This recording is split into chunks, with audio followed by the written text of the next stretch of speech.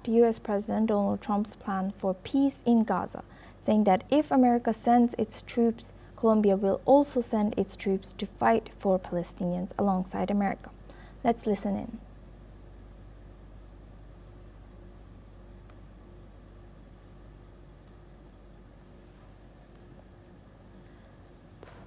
Now we move on.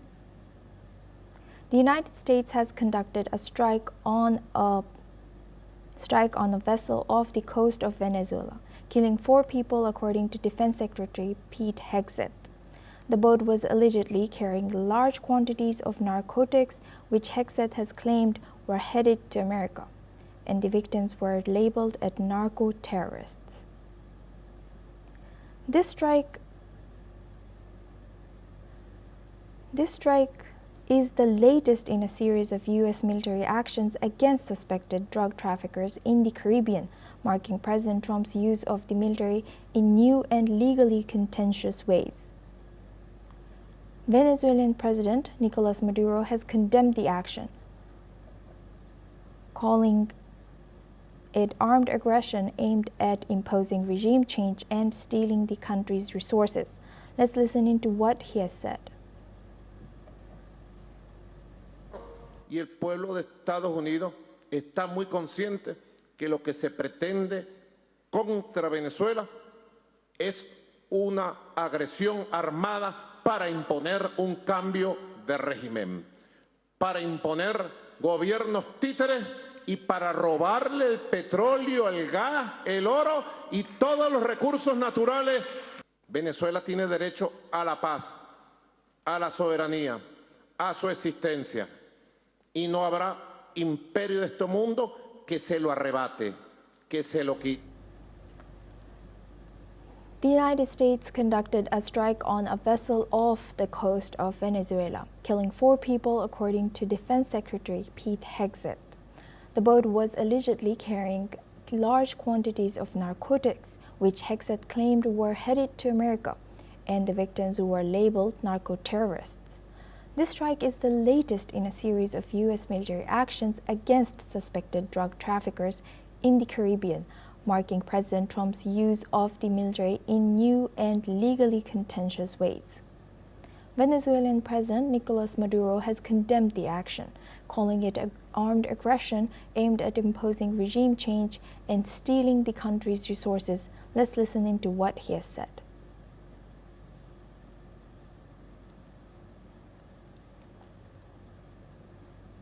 Y el pueblo de Estados Unidos está muy consciente que lo que se pretende contra Venezuela es una agresión armada para imponer un cambio de régimen, para imponer gobiernos títeres y para robarle el petróleo, el gas, el oro y todos los recursos naturales.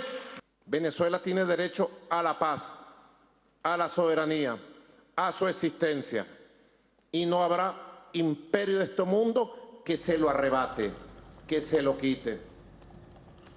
Now, Colombian President Gustavo Petro also denounced the strike, stating there were no narcotics on that boat and labeling the attack as murder, violating international principles of proportionality. Listen in. Tiraron un misil sobre una lancha. Aquí las fuerzas, toda la naval fundamentalmente, sabe cómo incautar la cocaína que va en esas lanchas sin matar a ninguna persona. No son asesinos, son expertos en la incautación. En el mar, con esas mismas lanchas. Ahí no van narcotraficantes, todos aquí lo sabemos. Now, U.S. military presence in the southern Caribbean has intensified with warships, aircraft, and a nuclear-powered submarine deployed, as Trump designates drug cartels as unlawful combatants in a non-international armed conflict. Now, for this discussion, we are joined by Professor Rohan Gunaratna. He's an international affairs expert, joins us live from Singapore. Thank you very much, Professor, for joining us again. Good to see you. Now, what was the reason given by Defense Secretary for the U.S. military strike off of the coast of Venezuela? Asuma, we have seen a dispute over a long period of time between Venezuela and the Trump administration, and this dispute has escalated in the recent months, where there has been American strikes against boats from Venezuela to the United States. The Americans have stated that these boats are transporting drugs and that those boats that are carrying narcotics are being targeted. But of course, we must all understand that there's a wider dispute between these two countries because ideologically they are not aligned. Venezuela is a very left-wing country, and under Trump, the administration is very right-wing. So what is important is the larger dispute be resolved and they move into a phase of joint training, joint exercises, and joint operations, because neither country want drugs to move from Venezuela to the United States. But the bigger dispute between these two countries must be resolved so that there will be a common understanding to address this common threat. And how do you think, so we've seen, yes, they have to reach a common agreement, but how do you think this will be reached, or what is next moving forward? As we've seen, Venezuelan president responded to the US strike on the vessel. The Venezuelan government and the political leadership believe that the United States is trying to destabilize Venezuela. And they are of the view that Trump is orchestrating a regime change in Venezuela. Certainly, the Venezuelan government is not a friend of the United States. But at the same time, we must understand that this attack is specifically, according to the US information, is against a vessel carrying narcotics. So what is important is that there must be some kind of cooperation and collaboration, partnership when it comes to security between these two states.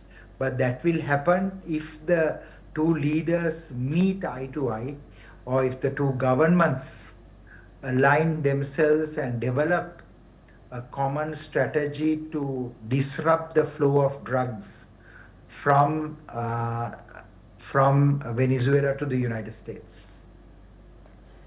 And what do you think, what is the reason behind all these attacks or these comments towards Venezuelan leader by US? Why is this happening? Yes. Because Asuma, Venezuela is a socialist country. It is more aligned with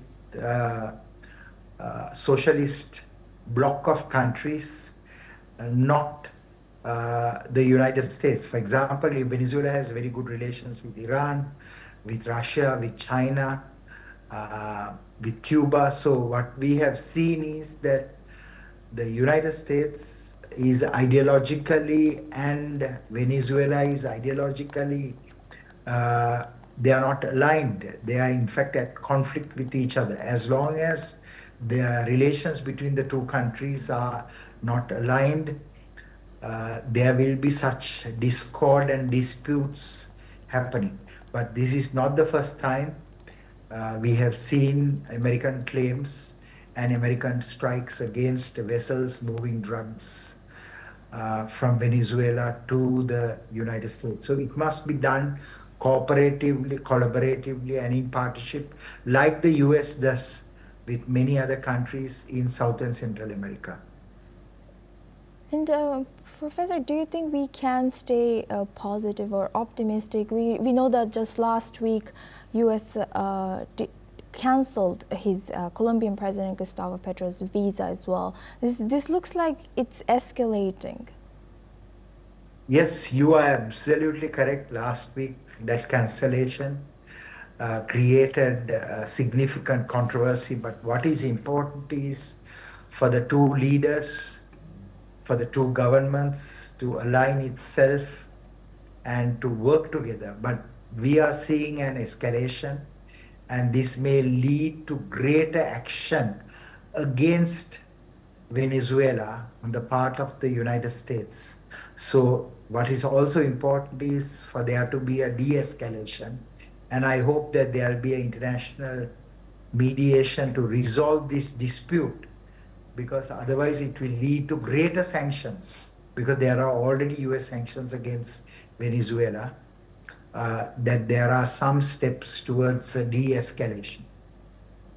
Right. And lastly, what are the legal and ethical concerns raised by the use of military force against suspected drug traffickers in this context?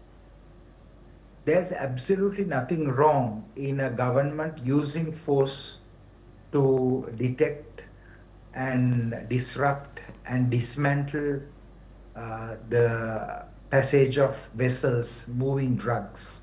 Every country has the legitimate right to intercept them, either to arrest them or to destroy them, if they have credible intelligence and information to verify and validate that the vessels were carrying drugs. But if the intelligence is not verified and validated, then we do not know who was in those boats. But I believe that the United States have developed credible intelligence that these vessels were carrying drugs.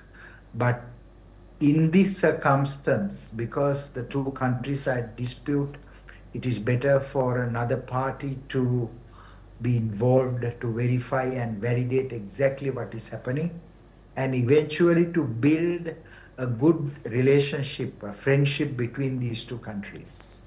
Right. With that, I would like to thank Professor Rohan Gunnar